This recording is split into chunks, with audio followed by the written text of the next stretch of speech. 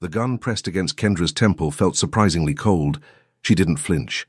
Across the room, Lim Tae-hyung stood frozen, his usually impassive face twisted with an emotion she'd never seen before, raw, primal fear. Not for himself, for her. "Let her go," he said, his voice deadly calm despite the tremor she caught underneath. "This is between us, Petrov." Sergei Petrov laughed, the sound echoing through the abandoned warehouse. "But she's the perfect leverage, isn't she? The great Lim Tae-hyung, brought to his knees by a woman he married by mistake." His fingers tightened in Kendra's hair. "Everyone expected her to suffer in your world. They had no idea you'd be the one suffering instead." Kendra's eyes met Tae-hyung's across the distance. In that moment she saw everything. The careful walls he'd built crumbling, the truth he'd hidden laid bare. The man who ruled Chicago's underworld with an iron fist was breaking apart, and it was all because of her. "Wrong," Tae-hyung said quietly. "I'm not the one who's going to suffer." Everything happened at once. 3 months earlier, Kendra Washington had learned early in life that survival meant keeping your head down and your expectations low. At 28, working double shifts at Morrison's Diner in Chicago's South Side, while taking online paralegal courses at night, she'd mastered the art of invisible endurance. Her reflection in the diner's scratched mirror showed a woman who'd forgotten how to dream. Dark brown skin that rarely saw sunlight, natural hair pulled back in a practical bun, eyes that had seen too much disappointment to hope for more. "Order up, Kendra," Linda Morrison's voice cut through her thoughts. Kendra grabbed the plates, stack of pancakes, scrambled eggs, bacon, and delivered them with the smile she'd perfected over 6 years of service work. The smile that said, "I'm grateful for this job," even when her feet screamed and her back ached, and she calculated how many more shifts before she could afford to replace her dying car. The morning rush was brutal. Kendra moved through it mechanically, refilling coffee, taking orders, dodging wandering hands from men who thought a waitress was part of the menu. By noon, she was running on fumes and the bitter dregs of her 4th cup of coffee. That's when he walked in. Kendra noticed him immediately. Everyone did. Lim Tae-hyung moved through the diner like he owned it, which, given his reputation, he probably could have if he wanted. 6 feet of lean muscle in a tailored black suit that cost more than Kendra made in 6 months, he radiated the kind of power that made people step aside without being asked. His face was striking, sharp cheekbones, intense dark eyes that missed nothing, black hair styled with casual perfection, but it was the aura around him that made Kendra's instincts scream danger. The way 3 men in equally expensive suits flanked him, the subtle bulge under one's jacket that suggested a weapon, the absolute silence that fell over the diner as he chose a booth in the corner. Everyone in Chicago knew who Lim Tae-hyung was, even if they pretended not to. Head of the Korean Mafia's Chicago operations, he controlled everything from the docks to half the city's real estate, laundering money through legitimate businesses while running an empire built on fear and loyalty. The newspapers called him a businessman. The streets knew better. "Kendra, you take that table," Linda hissed, her face pale. "And for God's sake, don't mess it up." Kendra's stomach dropped. "Why me?" "Because you're professional, and you don't gossip." Linda pushed the order pad into her hands. "And because I'm not getting anywhere near that man." Squaring her shoulders, Kendra approached the booth. 3 pairs of eyes tracked her movement. Tae-hyung's men assessing her for threats. Tae-hyung himself looked up from his phone, and Kendra felt the full force of his attention like a physical weight. "Good afternoon," she said, proud when her voice came out steady. "Can I start you with coffee?" "Americano. Black." His voice was deep, accent barely detectable, 2nd generation probably with that perfect English. "And whatever your best breakfast is. The Denver omelette is popular." "Fine." He dismissed her with a glance, returning to his phone. Kendra should have been relieved. Instead, she felt oddly irritated. She'd waited on plenty of rich men who treated her like furniture, but something about Lim Tae-hyung's casual dismissal stung more than usual. She brought his coffee, set it down carefully. "Your food will be up shortly." He didn't look up. Kendra was turning away when the diner door burst open. A woman stormed in, beautiful, Korean, dripping with designer labels and fury. She made a beeline for Tae-hyung's booth, her voice rising in rapid Korean that Kendra didn't understand but recognized as an argument. Nicole Butler. Kendra had seen her picture in the society pages, tech heiress, philanthropist, and apparently Tae-hyung's fiancée. The confrontation escalated. Nicole's voice got louder. Tae-hyung remained seated, his expression carved from stone, but Kendra saw his jaw tighten. One of his men stepped forward, trying to calm Nicole, but she shoved past him. "You think you can ignore me?" Nicole switched to English, her accent crisp and educated. My father won't tolerate this disrespect. The engagement is off, Tae-hyung. You can find another way to secure your precious alliance. She turned on her designer heel and swept out, leaving a silence heavy with implications. Kendra busied herself wiping down a nearby table, trying not to eavesdrop. She failed. One of Tae-hyung's men, younger with nervous energy, leaned forward. Boss, if the Butler alliance falls through, it won't. Tae-hyung's voice was cold. Notify Attorney Bell. We proceed as planned. But sir, Miss Butler just... I heard her. Tae-hyung stood, buttoning his suit jacket. The engagement isn't off. It's simply being renegotiated. He left cash on the table, far more than the meal cost, and walked out without eating. Kendra pocketed the generous tip and tried to forget the whole strange encounter. She should have known better than to think her world and Lim Tae-hyung's would never intersect again. That evening, exhausted and desperate for a break, Kendra met her best friend Lisa at their favorite soul food spot in Bronzeville. Lisa worked as a legal secretary and had connections Kendra envied. Girl, you look dead on your feet, Lisa said, sliding a sweet tea across the table. When's the last time you took a day off? Can't afford to. Kendra picked at her catfish. My mom needs help with her medical bills and my certification exam is coming up. I just need to get through the next few months. What you need is a miracle. Lisa pulled out her phone. Actually, speaking of miracles, you know I work at that immigration law firm, right? Well, we've been getting some weird requests lately. Rich people looking for quick marriages for visa purposes. The pay is insane, Kendra. We're talking $50,000 for 6 months of paperwork marriage. Kendra nearly choked on her tea. That's illegal. It's a gray area. The marriages are real, legally, and if both parties consent, who gets hurt? Lisa leaned forward. I'm just saying if you needed money fast, I'm not marrying a stranger for money.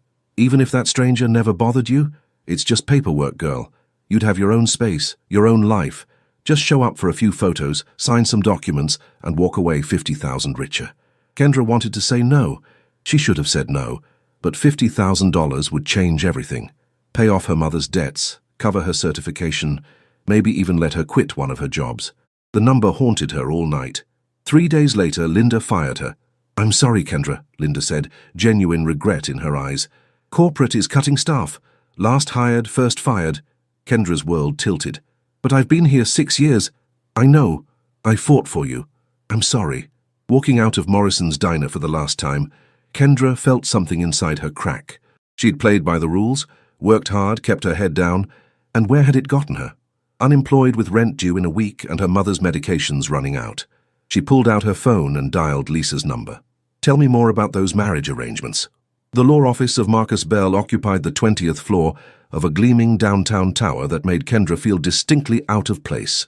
She'd worn her best interview suit, 5 years old but still respectable, and spent an hour on her hair, twisting it into an elegant updo that framed her face. Still, walking through those marble corridors past women in designer everything, she felt like an imposter. Attorney Bell was a distinguished black man in his 50s with silver at his temples and the easy confidence of someone who'd navigated both legitimate and less legitimate worlds successfully. His office overlooked Lake Michigan, all leather and mahogany and power. Miss Washington, he gestured to a chair. Lisa speaks highly of you. She says you're discreet, responsible, and in need of financial assistance. Kendra's back straightened. She might be desperate, but she still had pride. I'm currently between positions.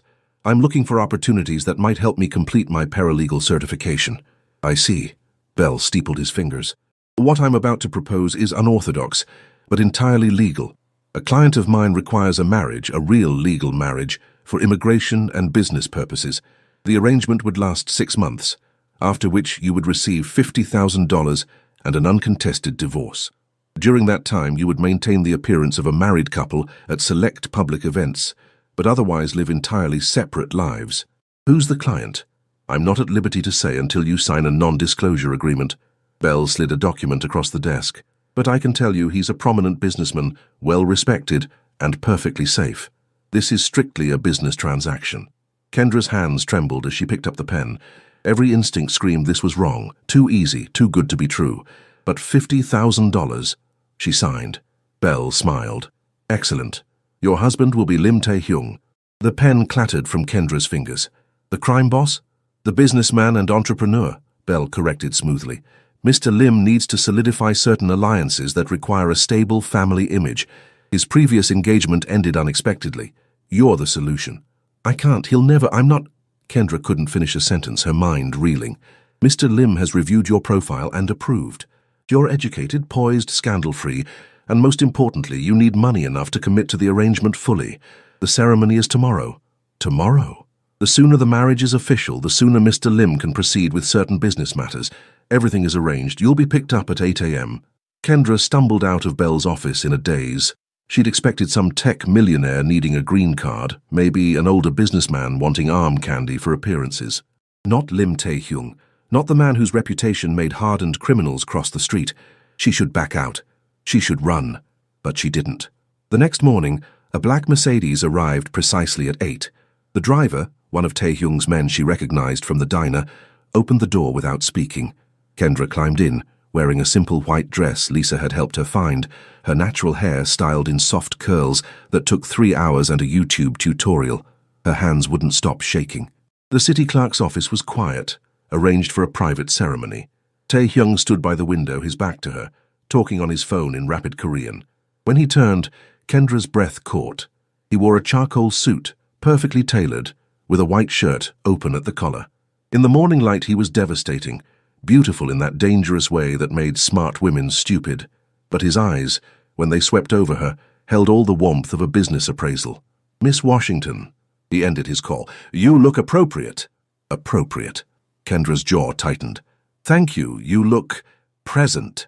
Something flickered in his eyes. Surprise? Amusement? But his expression remained neutral. "Let's proceed. I have a meeting at 10. The ceremony lasted 7 minutes. Kendra heard herself repeat vows, felt Tae-hyung's fingers, surprisingly warm, slide a platinum band onto her hand. When the clerk pronounced them married, Tae-hyung's kiss was brief, perfunctory, his lips barely brushing hers, but even that fleeting contact sent electricity through her body, leaving her shaken. "We need photos for documentation," Attorney Bell said, appearing with a photographer. For 20 minutes, Kendra stood beside her new husband while cameras clicked. Tae-hyung's arm around her waist was professional, his smile for the photos perfectly calibrated. They looked, she thought bitterly, like the perfect couple. No one would guess she didn't know his favorite color, his birthday, whether he liked coffee or tea. Wait, she did know. Americano. Black. "There's a gathering tonight," Tae-hyung said as the photographer packed up. "Business associates who need to meet my wife. Ahn Shi-woo will collect you at 7. Wear something elegant, but not ostentatious." "I don't have..." Kendra started, but he was already walking away, phone to his ear. "A stylist will visit you this afternoon," Bell interjected smoothly. "Everything you need will be provided. Your belongings are being moved to Mr. Lim's penthouse as we speak." "My belongings? I didn't agree to..." "Page 7 of the contract. You'll reside at Mr. Lim's primary residence for the duration of the marriage to maintain appearances. You'll have your own suite, complete privacy." Kendra wanted to scream. Instead, she nodded, because that's what she did. Survived, adapted, endured. The penthouse was obscene, floor-to-ceiling windows overlooking the city, minimalist furniture that probably cost more than her entire childhood home, art on the walls that Kendra recognized from her art history elective. A housekeeper named Mrs. Chen showed her to her suite. Bedroom, bathroom, and sitting room, all bigger than her old apartment. "Mr. Lim is rarely home," Mrs. Chen said in accented English. "He works late, sleeps little. You won't see him much." Good, Kendra thought. Perfect. The stylist arrived with racks of designer dresses. Kendra chose a deep emerald gown that complemented her skin tone, elegant without screaming, "Look at me." The stylist did her makeup, emphasizing her high cheekbones, her full lips, and styled her hair in an updo with delicate curls framing her face. Looking in the mirror, Kendra barely recognized herself. She looked like she belonged in Tae-hyung's world. It was a lie, but a convincing one. Ahn Shi-woo, the nervous young man from the diner, collected her at 7 sharp. "You look beautiful, Mrs. Lim," he said respectfully. Mrs. Lim. The name felt foreign, dangerous. The gathering was at an exclusive restaurant, top floor reserved for Tae-hyung's guests. Kendra walked in on Shi-woo's arm, aware of every eye turning toward her. The room held perhaps 40 people, businessmen in expensive suits, women dripping with jewelry, an undercurrent of power that had nothing to do with money. Tae-hyung stood at the center, commanding attention without effort. When he saw Kendra, something crossed his face, too quick to identify. He crossed the room with predatory grace. Kendra. Her name on his lips sent shivers down her spine. He took her hand, his thumb brushing over her wedding ring. "You're stunning." It was performance, she knew, but the way he looked at her made her skin flush. "Thank you," she managed. "You clean up well yourself." His lips quirked, almost a smile. "Come. There are people you need to meet." For the next hour, Tae-hyung kept her at his side, introducing her as his wife with a possessiveness that felt disturbingly real. Kendra smiled, made polite conversation, and tried to ignore how Tae-hyung's hand at the small of her back burned through the fabric of her dress. She was talking to a gallery owner about an upcoming exhibition when she heard Tae-hyung's voice turn cold. "Petrov, I didn't expect you." Kendra turned. Sergei Petrov was tall, blonde, with pale eyes that held no warmth. Russian Mafia, her mind supplied. Rival organization. "Congratulations on your marriage, Lim," Petrov said, his smile sharp. "Such a unexpected choice of bride." The insult was subtle but clear. Kendra felt Tae-hyung stiffen beside her. "My wife is remarkable," Tae-hyung said quietly. "More than you could comprehend." "Of course." Petrov's eyes raked over Kendra with deliberate disrespect. "I simply meant—" "I know what you meant." Tae-hyung's voice dropped to lethal softness. "And I suggest you reconsider your next words carefully." The room went silent. Kendra could feel violence hovering just beneath the surface, could see Tae-hyung's men shifting position around the room. One word from him and blood would spill. She placed her hand on Tae-hyung's arm. "Honey, didn't you say you wanted to show me the terrace?" Tae-hyung looked down at her, and Kendra saw surprise in his eyes. Then something else. Approval. "Yes," he said finally. "Excuse us, Petrov." On the terrace, with Chicago spread out below them, Tae-hyung released a long breath. "You didn't have to intervene. You were about to start a war in the middle of a party." Kendra wrapped her arms around herself, the evening breeze cool against her skin. Seemed counterproductive. Most women would have been terrified. "I was terrified," Kendra admitted. "But I've dealt with entitled men who think they can disrespect me my whole life. At least with you, the threat of violence is honest." Tae-hyung laughed. Actually laughed, the sound surprising and genuine. "You're not what I expected, Kendra Washington." "Yeah, well, you're exactly what I expected. Cold, controlled, dangerous." She met his eyes. "This is just business, right? 6 months, 50,000, then we go our separate ways." "Right." But the way he was looking at her made her wonder if either of them believed it. "Then I can survive anything for 6 months," Kendra said. "Even you." His smile was slow, dangerous. "We'll see." 3 weeks into her marriage, Kendra established a routine. Tae-hyung left before she woke, returned after she slept. They existed in the same space like ghosts, occasionally passing in hallways, never speaking beyond polite acknowledgement. It was exactly what she'd signed up for. So why did she feel disappointed every morning when she found his coffee cup already rinsed in the sink? She threw herself into her paralegal studies, grateful for the quiet luxury of the penthouse. Mrs. Chen kept the place immaculate and seemed to appreciate having someone to cook for. Kendra learned quickly that the older woman had worked for Tae-hyung's family since he was a boy, had followed him from Seoul to Chicago, and loved him with fierce maternal devotion. "He works too hard," Mrs. Chen confided one afternoon. "Never sleeps, never eats properly. Since his parents died, he forgets to live." Kendra filed that information away, trying not to care. Tae-hyung's emotional well-being wasn't her concern. This was business. Then the threat started. The first note appeared under the penthouse door, cut out magazine letters like a bad movie. "The black whore doesn't belong." Kendra showed it to Shiwoo, who paled and immediately called Tae-hyung. 20 minutes later, her husband materialized in the penthouse, still in his suit from whatever meeting he'd interrupted. "You weren't going to tell me." His voice was dangerously soft. "I told Shiwoo. That's protocol, right?" Kendra refused to be intimidated. "I'm not stupid, Tae-hyung. I knew marrying you would paint a target on me. No one threatens what's mine." The possessiveness in his voice made her breath catch. "Security will be tripled. You don't go anywhere without Shiwoo. I'm not a prisoner.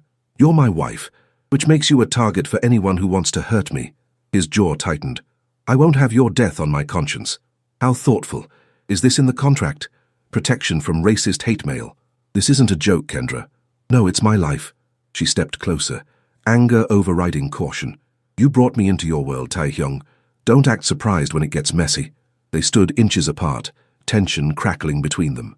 Kendra became acutely aware of his height, his controlled power. the way his eyes dropped to her lips before snapping back up. "You're right," he said finally. "This is my fault. I'll fix it." The second note arrived 3 days later, more explicit. Kendra was almost used to them when the third one came with a photo, her leaving the penthouse, crosshairs drawn over her face. Tae-hyung didn't shout this time. He went quiet, which was worse. That night, Kendra woke to find him in her sitting room, laptop open, going through security footage. "You should be sleeping," she said from the doorway. "So should you." He didn't look up. "I'm identifying the courier. When I find them..." "You'll do what?" "Torture them. Kill them." Kendra sat on the arm of the couch. "That won't stop whoever sent them. It will send a message." His voice was cold, empty. "No one touches what belongs to me. I don't belong to you. We have a contract. We have a marriage." He finally looked at her, and the intensity in his eyes stole her breath. "Legal, binding, public, which means the world sees you as mine, and I protect what's mine. Tae-hyung." He stood abruptly, crossing to her. Kendra's heart hammered as he stopped inches away, his hand coming up to cup her face. His thumb brushed her cheekbone, the touch surprisingly gentle.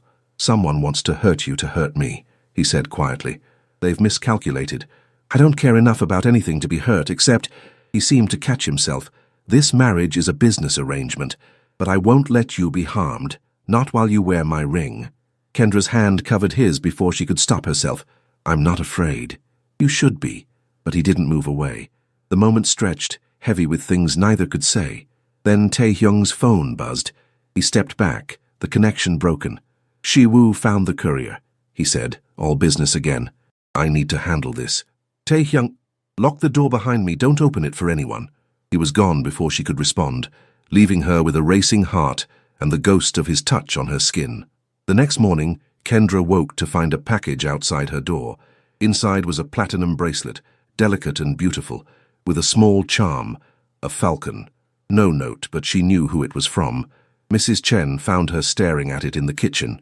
"Mr. Lim's symbol," she said softly. "He's called the Falcon in the organization. Fast, deadly, sees everything. It's beautiful.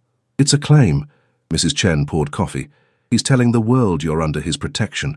No one will dare touch you now." Kendra slipped the bracelet on. It fit perfectly. That evening, Tae-hyung actually came home for dinner. Mrs. Chen had prepared galbi, Korean short ribs, and Kendra had helped, learning techniques and stories about Tae-hyung's childhood. "For you helped cook?" Tae-hyung seemed genuinely surprised. "Mrs. Chen taught me. I make a mean kimchi jjigae now." Kendra served herself. "Don't look so shocked. I'm not completely useless in a kitchen." "I didn't mean..." He stopped, something like embarrassment crossing his face. "Thank you for learning." They ate in companionable silence. Kendra told him about her certification progress. He listened, asked intelligent questions, and told her about a property deal he was negotiating. It felt almost normal. "The bracelet," Kendra said as Mrs. Chen cleared plates. "Thank you. It's gorgeous. It's a statement." Tae-hyung's eyes met hers. "You're protected now. No one will dare threaten you again, because they're afraid of you." "Yes. No apology, just truth. Doesn't that bother you, being feared?" He considered the question. "Fear is more reliable than love. Fear keeps people alive. That's lonely. Safe is more important than happy." But his voice held an edge of something that might have been regret. Later they sat on the terrace, the city lights spreading below. Kendra had brought sweet tea, her grandmother's recipe, and was surprised when Tae-hyung tried it. "It's good," he said. "Sweet, like you." Kendra snorted. "I'm not sweet, I'm practical. You helped Mrs. Chen because it made her happy. You didn't have to. She's kind to me. Why wouldn't I?" Tae-hyung looked at her strangely. "Most people do things for a reason. Advantage, manipulation, gain. Most people aren't as cynical as you." Kendra leaned back, enjoying the breeze. "I grew up poor, Tae-hyung. Community meant survival. We helped each other because that's what you do. My world doesn't work that way. Maybe your world needs better rules." He laughed quietly. "You'd reform the Mafia?" "Someone should." She met his eyes. "You're not as terrible as you want people to think." "I'm worse." His voice went hard. "Don't romanticize me, Kendra. I've done things that would make you run screaming. Try me." For a long moment they stared at each other. Then Tae-hyung's phone rang. It always did. He answered in Korean, his expression closing off. "I have to go," he said after ending the call. "Business. At 10 at night? My business doesn't keep office hours." He stood, hesitated. "Kendra, be careful. These threats are serious." "I know. I'm wearing your very expensive statement bracelet. His lips quirked. It looks good on you. Everything does. He left before she could respond, but Kendra sat on the terrace for another hour, touching the falcon charm and wondering when this contract marriage had started feeling like something more. The answer came 3 nights later, when Kendra attended a charity gala as Tae-hyung's wife. She wore red, a bold choice, a dress that hugged her curves and made her feel powerful. When Tae-hyung saw her, he stopped mid-sentence, his eyes darkening. "Beautiful," he murmured, offering his arm. "You'll be the most stunning woman there." The gala was a glittering affair, Chicago's elite pretending their wealth absolved them of sin. Kendra smiled, made conversation, and tried to ignore how Tae-hyung's hand never left her waist, how he introduced her with unmistakable pride. "Your husband is very protective," a society matron observed. "He hasn't taken his eyes off you all evening." Kendra glanced across the room. Sure enough, Tae-hyung was watching her even as he spoke with business associates, his gaze tracking her every movement. Then Nicole Butler appeared. "Kendra." Nicole's smile was sharp. "What a surprise. I didn't think you'd last 3 weeks. Here I am." Kendra kept her voice pleasant. "The marriage is going well, thank you for asking." "Is it?" Nicole's eyes glittered with malice. "Everyone knows what you are. A contract wife, bought and paid for." "Everyone knows what you are too," Kendra replied softly. "A woman whose fiancé chose a waitress over you, that must sting." Nicole's face flushed with rage. "You little... Is there a problem?" Tae-hyung materialized beside Kendra, his voice deadly calm. "No problem," Nicole said tightly. "I was just congratulating your wife." "Good. Then you can congratulate her from the other side of the room." Tae-hyung's arm slipped around Kendra's shoulders. Permanently. Nicole left, and Kendra should have felt triumphant. Instead, she felt shaky, aware of Tae-hyung's heat against her side. "You didn't have to do that," she said. "She insulted you. That's unacceptable." His fingers tightened on her shoulder. "No one disrespects my wife. Even if your wife is just a business arrangement?" Tae-hyung turned her to face him. They stood in the middle of the ballroom, dozens of eyes on them. But his focus was entirely on her. "You're more than that," he said quietly. "You've been more than that since you touched my arm and pulled me away from starting a war." Kendra's breath caught. "Tae-hyung, dance with me." It wasn't a question.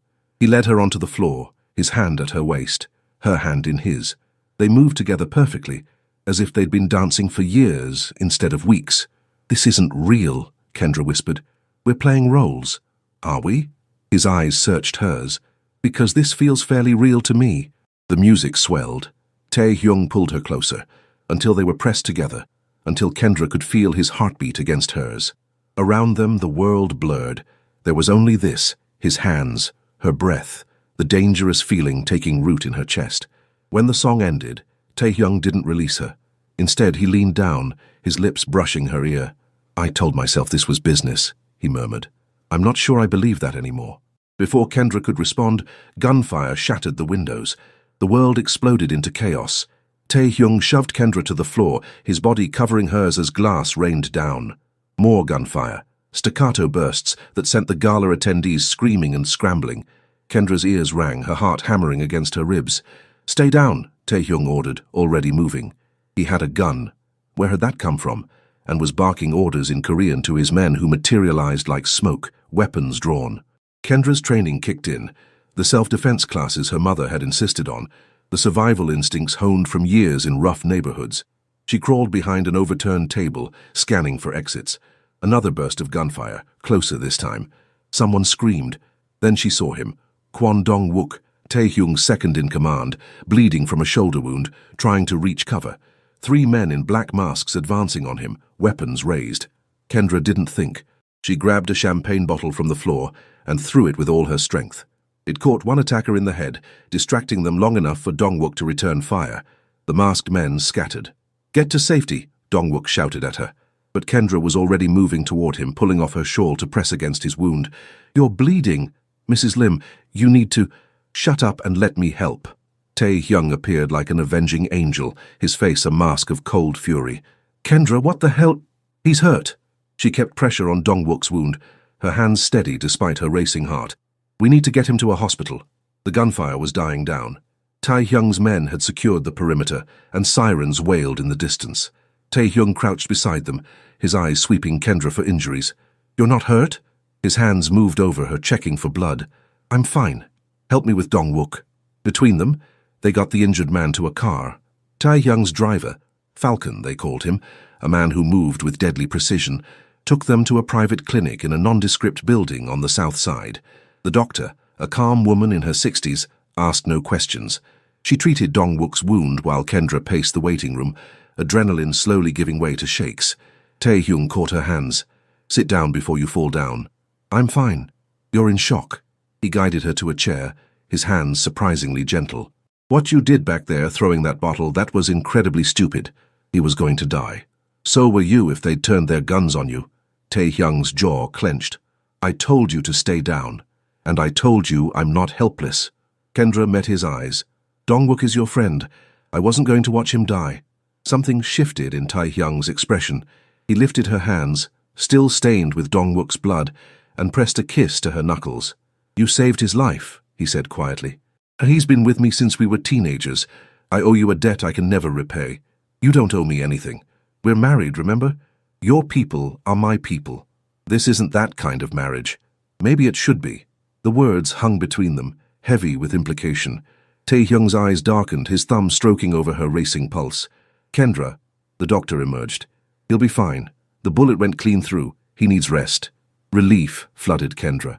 Tae-hyung stood, all business again, issuing orders to his men. But his hand found Kendra's, fingers lacing through hers. They went back to the penthouse in silence.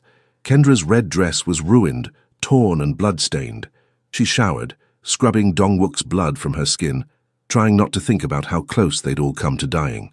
When she emerged in her robe, Tae-hyung was in her sitting room again, a tumbler of whiskey in his hand. He'd changed into black slacks and a white shirt, the sleeves rolled up, revealing surprisingly muscled forearms. He looked exhausted, the control he usually wore like armor cracking at the edges. "You should sleep," Kendra said softly. "Can't." He took a long drink. "Every time I close my eyes, I see you on that floor with bullets flying." Kendra sat beside him on the couch, close enough that their shoulders touched. "But I'm fine. We're both fine. This time," his voice was rough. "The attack was aimed at me, Kendra. Everyone in that ballroom was collateral damage. He broke off, his hand clenching on the glass. "I can't protect you from my world. I was a fool to think I could."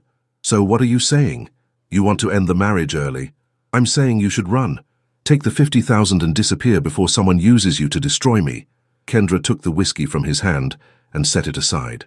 Then she turned to face him fully, one hand on his chest, feeling his heart race. "I'm not running," she said. "I signed a contract for 6 months. You're stuck with me." "Kendra, besides, you said I'm more than a contract wife. Or were you lying?" Tae-hyung's eyes searched hers. "I've never lied to you, not once." "Then prove it." She didn't know who moved first. Suddenly his hands were in her hair, her mouth on his. 6 weeks of denial and attraction exploding into desperate need. Tae-hyung kissed like he did everything, with absolute focus and devastating skill. His tongue swept against hers, his hands gripping her waist, pulling her against him until there was no space between them. Kendra had been kissed before. This wasn't kissing, this was claiming, consuming, a fire that threatened to burn them both alive. When they finally broke apart, both breathing hard, Tae-hyung pressed his forehead to hers. "This changes everything," he said. "I know. We can't go back to business arrangement." "I don't want to." Kendra's hands fisted in his shirt. "I haven't wanted to for weeks." "You make me weak." His voice was anguished. "In my world, weakness is death. Then maybe you're in the wrong world." "It's the only world I know." Kendra pulled back enough to meet his eyes. "Teach me. Show me your world, all of it. The good, the bad, the ugly. Let me decide if I can handle it. And if you can't, then I'll walk away. But give me the choice, Tae-hyung. Stop deciding for me." He studied her face, and Kendra saw the moment he surrendered. "You want the truth? The real truth about who I am and what I do?" "Yes." "Then come with me." He took her to his study, unlocked a wall safe she hadn't known existed. Inside were documents, photos, evidence of every illegal activity his organization ran. Money laundering, smuggling, extortion, all laid bare. "This is who I am," Tae-hyung said, his voice flat. "The Falcon. Leader of the Baiko. I've killed men who threatened my territory. I've destroyed families who challenged me. I'm not a good man, Kendra. I'm barely a man at all." Kendra looked through the documents, her paralegal training allowing her to understand the scope of his empire. It was vast, intricate, built on violence and blood. "Why show me this?" she asked finally. Because you deserve the truth, and because— He ran a hand through his hair, the gesture uncharacteristically vulnerable. I'm tired of hiding from you. If you're going to stay, you need to know exactly what you're staying for. Kendra set the documents aside. Do you hurt innocent people? Define innocent. Children, women who aren't involved, people just trying to survive. No, his voice was firm. My organization has rules. No drugs, no human trafficking. No harming civilians unless they pose a direct threat. So you're a crime boss with a conscience? I'm a crime boss who learned from my father's mistakes. Tae-hyung sat on the edge of his desk. He was brutal, indiscriminate. He made enemies everywhere. It got him killed when I was 23. I rebuilt the organization on different principles. Still illegal, still dangerous, but with boundaries. Your parents, you said they died. Both of them. Car bomb. Meant for me. The words were emotionless, but pain flickered in his eyes. I was supposed to be in that car. My father took my mother to the opera instead. She'd been begging him for months. He finally agreed. They died in my place. Kendra's heart clenched. Tae-hyung, don't. He held up a hand. Don't pity me. I made my choices. I stayed in this life knowing the cost. That doesn't mean you don't deserve compassion. He laughed bitterly. Compassion. From my contract wife, who I've dragged into hell. Kendra crossed to him, standing between his legs, her hands on his shoulders. Stop calling me that, contract wife, like I'm some paid actress. Aren't you? Maybe I was, but that kiss sure as hell felt real. Tae-hyung's hands came up to grip her waist. This is a bad idea. Probably the worst. You could still leave. I'd pay you the full amount. Kendra kissed him, swallowing whatever he was about to say. This kiss was slower, deeper, a question and an answer. When she pulled back, Tae-hyung's eyes were molten. I'm not leaving, she said firmly. Not tonight. Not in 6 months. Not until you physically drag me out. Kendra, I know what I'm signing up for. Your world, your enemies, your ghosts, all of it. And I'm choosing to stay. Why? It was the most vulnerable she'd ever heard him. Kendra cupped his face, feeling the tension in his jaw. Because somewhere between the diner and tonight, I fell for you. The real you. Not the falcon, not the crime boss. The man who drinks his coffee black and works too hard and protects people he cares about with everything he has. She smiled softly. That man is worth staying for. Tae-hyung kissed her then, pulling her onto his lap, his hands tangling in her hair. I don't deserve you, he murmured against her lips. Good thing I don't care what you deserve. They made love on his desk, desperate and intense, 6 weeks of denial finally breaking. Afterward, Tae-hyung carried her to his bedroom, not her suite, his, and they lay tangled together, skin against skin. The attack tonight, Kendra said as dawn started to color the sky. Was it Petrov? Probably. He's been trying to take over my territory for months. Attacking the gala sends a message. Tae-hyung's fingers traced patterns on her back. I'll handle it. How? Better you don't know. Tae-hyung, I just showed you everything, Kendra. Let me keep some of the darkness away from you. She understood. There were lines even she didn't want to cross, realities she couldn't bear knowing. Just be careful. Always. He kissed her forehead. Sleep. We both need it. But as Kendra drifted off in his arms, she couldn't shake the feeling that something worse was coming. The attack had been too public, too bold. Someone was making a move, and she was right. The morning brought clarity and complications. Kendra woke in Tae-hyung's arms to find Shi-woo in the doorway, his face pale with urgency. Boss, we have a problem. Within minutes, they were dressed and in Tae-hyung's war room, a secure space in the penthouse Kendra hadn't known existed. Dong-wook was there despite his injury, along with several other high-ranking members of the organization. On the screen was a video. Petrov, standing in what looked like a warehouse. Lim Tae-hyung, Petrov's voice echoed from the speakers. Your attack on my men last month was a mistake. This marriage to that black girl, another mistake. You're weak now, predictable. It's time for new leadership in this city. The video cut to another scene. Kendra's blood ran cold. It was her mother's house. Petrov's men were standing outside. Your wife's mother, Linda Morrison, your associates, they're all vulnerable. Unless you transfer control of the northern docks to me by midnight, they all die. And I'll save your wife for last, so you can watch what happens when you defy me. The screen went black. Kendra couldn't breathe. Her mother who had nothing to do with this world, who'd raised Kendra alone after her father left, who was recovering from heart surgery. We move now, Dong-wook said. Hit every Petrov location simultaneously. He'll expect that, Tae-hyung said, his voice deadly calm. but Kendra could see the fury in his eyes, the way his hands clenched. This is about me. He wants me to lose control, make mistakes. So what do we do? Shiwoo asked. We give him what he wants. Taehyung met Kendra's eyes. Me. No, Kendra said immediately. Absolutely not. It's the only way to keep everyone safe. I go alone, negotiate. He'll kill you. Probably. Taehyung's smile was cold. But he'll release the hostages first. It's how these things work. This isn't happening. Kendra stood, her mind racing. There has to be another way. There isn't. Yes, there is. Kendra turned to Dong-wook. The video showed the warehouse location, right? Did you recognize it? Old textile factory on the south side. Petrov uses it for storage. How many men does he usually keep there? 10, maybe 15, but he'll have more now. Not if he thinks he's got the upper hand. Kendra paced, her legal training kicking in. He expects Taehyung to either surrender or attack directly. We do neither. We extract the hostages while negotiating. Taehyung stared at her. You're suggesting a simultaneous operation. I'm suggesting we outsmart him. You negotiate, keep his attention. Your team extracts my mother and the others. By the time he realizes what's happening, it's too late. It's risky, Dong-wook said. If he suspects, then we make sure he doesn't. Kendra turned to Taehyung. You said you'd teach me your world. This is my world too now. Let me help. For a long moment, Taehyung said nothing. Then he nodded. We do this together, but Kendra, if anything goes wrong, you run. Promise me. I promise, she lied. The plan came together quickly. Taehyung would meet Petrov at a neutral location, an abandoned building downtown. While they negotiated, Dong-wook would lead a team to extract the hostages. Shiwoo would coordinate communications. And Kendra, despite Taehyung's protests, would be in the van as backup, her paralegal knowledge useful for navigating the legal implications if things went sideways. This is insane, Attorney Bell said when they briefed him. If Petrov discovers the extraction, he won't, Taehyung said coldly, and if he does, I'll kill him myself. Evening came too fast. Kendra dressed in black tactical gear that Shiwoo provided, her hands surprisingly steady. Taehyung pulled her aside before they left. If this goes wrong, he started. It won't. If it does, I need you to know. He cupped her face, his thumb brushing her cheek. These past weeks with you have been the most real thing in my life. I don't regret any of it. Don't talk like you're saying goodbye. Kendra kissed him, pouring everything she felt into it. We're both walking away from this. Together. Together, he echoed, but his eyes held doubt. The extraction team moved first.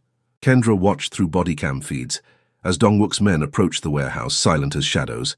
They identified her mother through a window, alive, thank God, tied to a chair, but unharmed. We're in position, Dong-wook reported. Waiting for your signal, boss. Taehyung was already at the meet location. Petrov arrived with an army, 20 men bristling with weapons. On the comms, Kendra heard every word.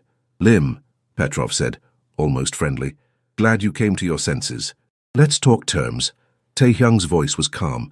You want the docks, what do I get in return? Your wife's mother lives. Maybe your wife too, if she's learned to behave. Not good enough. I want guarantees, documentation, proof of life for all hostages. You're not in a position to negotiate, then we're done here. Taehyung turned to leave. Wait. Petrov's voice sharpened. Fine, I'll show you the hostages are alive, but then you sign over the docks. No more games. While Petrov was focused on Taehyung, Dong-wook's team moved. Kendra watched, her heart in her throat as they breached the warehouse. Silent takedowns of guards, her mother being untied, helped to her feet. Linda Morrison, looking terrified but unharmed. Package secured, Dong-wook reported, moving to extraction point. Kendra exhaled. Taehyung, they're safe. Get out of there. But before Taehyung could respond, gunfire erupted. Petrov's men were firing, not at the warehouse but at Taehyung's location. Betrayal. Petrov had never intended to negotiate. It's a trap, Shiwoo shouted. Boss, get out! On the camera feeds, Kendra watched in horror as Taehyung dove for cover, returning fire. His men engaged Petrov's forces, but they were outnumbered, and Petrov himself was advancing on Taehyung's position. We need to help him, Kendra said, already moving. Mrs. Lim, you promised to stay here. That was before they started shooting. Kendra grabbed a weapon, just a handgun, but she knew how to use it. I'm not letting him die. She was out of the van before Shiwoo could stop her, running toward the sound of gunfire. Her paralegal training hadn't prepared her for this, but growing up in the South Side had. She knew these streets, knew how to move through shadows, knew survival. She found Tae-hyung pinned down behind a car, blood seeping from his shoulder. Petrov and 3 men were advancing, weapons raised. Kendra didn't think. She fired, taking down one of Petrov's men. The distraction gave Tae-hyung time to eliminate another, but Petrov himself reached them, grabbing Kendra, his gun to her head.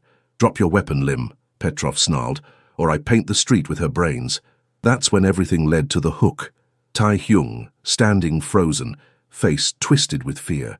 Kendra meeting his eyes, seeing everything they'd built together about to shatter. "Let her go," Tae-hyung said again. "This is between us, Petrov." "But she's the perfect leverage, isn't she? The great Lim Tae-hyung, brought to his knees by a woman he married by mistake." Petrov's fingers tightened in Kendra's hair. "Everyone expected her to suffer in your world. They had no idea you'd be the one suffering instead." Kendra's mind raced. She felt Petrov's grip, calculated angles, remembered every self-defense move she'd ever learned. She met Tae-hyung's eyes and mouthed, "Trust me." Then she slammed her head back into Petrov's face. The Russian's grip loosened just enough.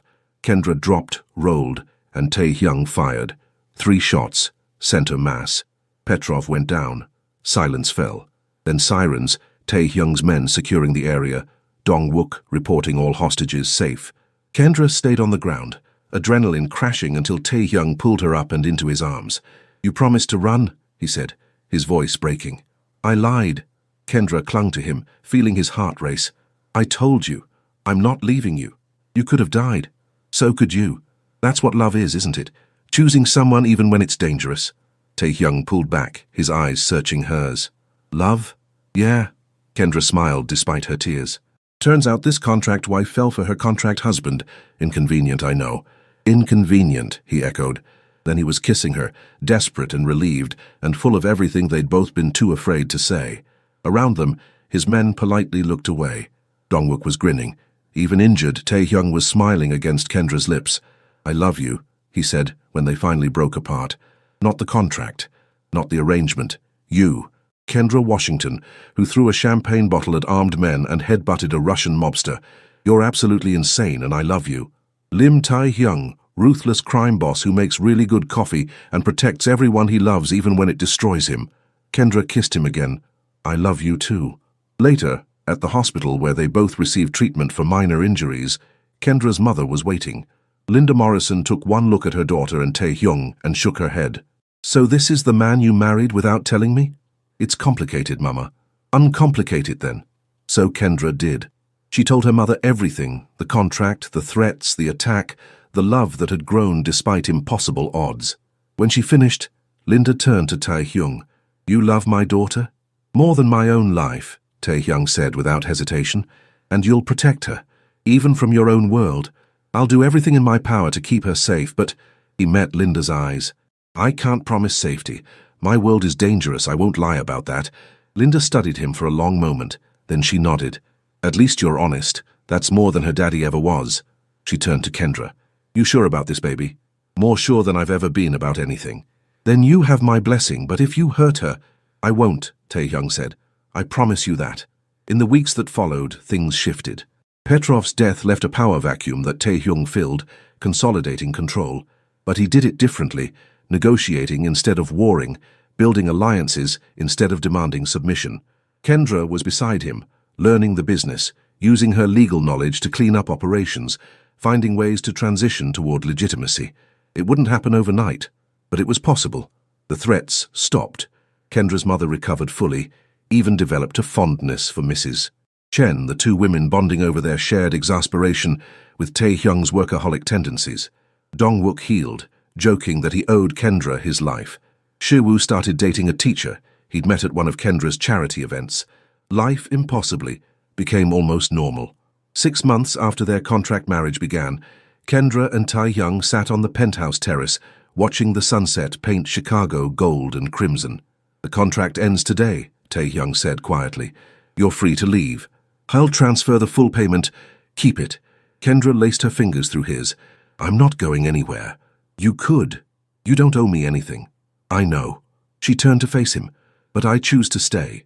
Not for money, not for a contract, because I love you, and this is where I belong." Tae-hyung pulled a small box from his pocket. Inside was a ring, not the simple band he'd given her at their contract wedding, but a stunning diamond that caught the fading light. "Then marry me again," he said. "Not for business, not for immigration. For love, for real, forever, the way it should have been from the start." Kendra's eyes filled with tears. "Yes. God, yes." He slipped the ring on her finger, kissing her deeply. "I don't deserve you," he murmured against her lips. "Stop saying that. We deserve each other. All the mess, all the complications, all the danger. We chose this. Together. Together," he agreed. They stayed on the terrace as stars emerged, planning a real wedding, talking about the future, building a life that belonged to both of them. The contract that brought them together had expired, but what they'd built, through threats and gunfire, through fear and hope, through a love that refused to be contained by paperwork, that would last forever. Kendra Washington had learned early in life that survival meant keeping expectations low. But Lim Tae-hyung had taught her something different. Sometimes survival meant believing you deserved more, demanding more, fighting for more. And love? Love was worth any price, any danger, any obstacle. After marrying the ruthless Korean Mafia boss by mistake, everyone expected the black girl to suffer, Kendra said softly. Tae-hyung smiled, understanding the reference to their story, unaware that she'd be the one to save him instead. "We saved each other." "Yes," he agreed, pulling her close. "We did." Years had passed since the contract that changed everything. Kendra stood in the kitchen of their new home, not the penthouse, but a house with a yard in a quiet neighborhood close to her mother's place. Mrs. Chen had insisted on coming with them, claiming she was too old to learn a new employer's preferences. Really, Kendra suspected, she just loved them too much to leave. Through the window, she watched Tae-hyung in the backyard, teaching their 5-year-old daughter Grace how to tend the garden. Grace had Kendra's warm brown skin and Tae-hyung's dark eyes, his sharp intelligence, and her stubborn streak. She chattered in a mixture of English and Korean, switching between languages with the ease of a child growing up in two worlds. "Appa, when can we plant the roses?" Grace asked. "When spring comes, little falcon." Patience. The organization still existed, but transformed. Tae-hyung had spent 5 years transitioning into legitimate businesses, using Kendra's legal knowledge to navigate the path from crime lord to entrepreneur. It hadn't been easy. Some of his men had refused to change, forcing difficult decisions, but Dong-wook and Shiwoo had stood by him, helping build something new. Now Tae-hyung ran a successful import-export business, real estate development, and several restaurants. Some of his old contacts remained. You never truly left that world, but the violence, the constant danger had faded to manageable risks. Kendra had finished her paralegal certification, then law school. She worked at Attorney Bell's firm now, specializing in helping others transition from illegal to legitimate enterprises. The work was rewarding, using her understanding of both worlds to build bridges. "Mama!" Grace ran inside, dirt on her hands and joy on her face. "Appa says we can make kimchi jjigae tonight." "Does he?" Kendra scooped her daughter up, kissing her forehead. "Did you wash those hands first?" "Not yet." Grace giggled, running to the bathroom. Tae-hyung followed, pulling Kendra into his arms. He still wore suits, still moved with that predatory grace, still commanded attention, but the hardness had softened. The man who'd been built of ice and control had learned to thaw, to love openly, to be human. "Happy?" he asked, his hands on her waist. "Unbelievably." Kendra kissed him. "You?" "More than I thought possible." His eyes held everything, their journey, their struggles, their victory. After marrying the ruthless Korean Mafia boss by mistake, everyone expected the black girl to suffer, unaware that she'd find exactly what she didn't know she was looking for, Kendra finished. A home, a family, love that was real. Grace came running back. "Can we call Grandma Linda? I want to show her my garden." "After dinner," Kendra promised. They moved into the kitchen, the three of them preparing the meal together. Grace helped wash vegetables, chattering about her day. Tae-hyung told stories from his own childhood in Seoul, teaching their daughter about her heritage. Kendra added her own family traditions, creating something new, a blend of cultures, histories, love. Later, after Grace was asleep, Kendra and Tae-hyung sat on their porch, hands linked, watching fireflies dance in the summer dusk. "Do you ever regret it?" Tae-hyung asked quietly. "The danger you faced because of me?" "Never." Kendra squeezed his hand. "Every scar, every threat, every terrifying moment, it brought us here. I'd do it all again. Even signing that contract. Especially signing that contract." She smiled. "Best mistake I ever made." Tae-hyung laughed, the sound free and genuine. "Mine too." They sat in comfortable silence, Two people from different worlds who'd built something beautiful together. The contract had been business, the marriage had become real. And love. Love had been the answer neither had expected to find. In the house behind them, their daughter dreamed.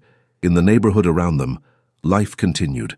And in their linked hands, in their intertwined hearts, two souls who'd found each other against all odds, held tight to the miracle they'd created.